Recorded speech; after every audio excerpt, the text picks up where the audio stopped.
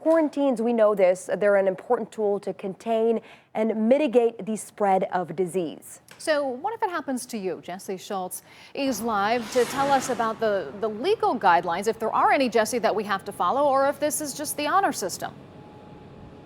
Well, that really depends who orders you to self-quarantine, but for so many people doing it right now, it really is just an honor system. Now, I learned there are different types of quarantine. If you're quarantining based on a suggestion from your work or even your doctor, you're staying home because you believe you may have come in contact with the virus. That's really an honor system. There's no legal ramifications if you leave that quarantine. But if you are caught leaving and putting others at risk, well, that's where those ramifications could come into play.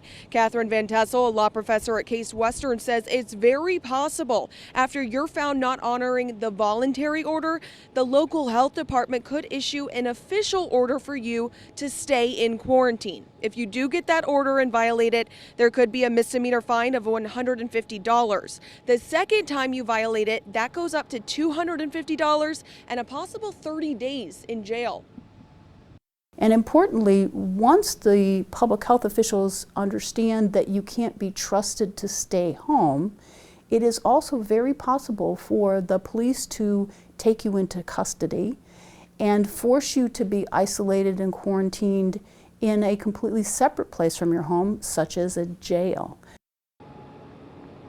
She also says, unfortunately, unless you are covered under the Family Medical Leave Act, your work has no obligation to pay you while you are self-quarantining, even if you got the virus while being at work. Katie, Homa.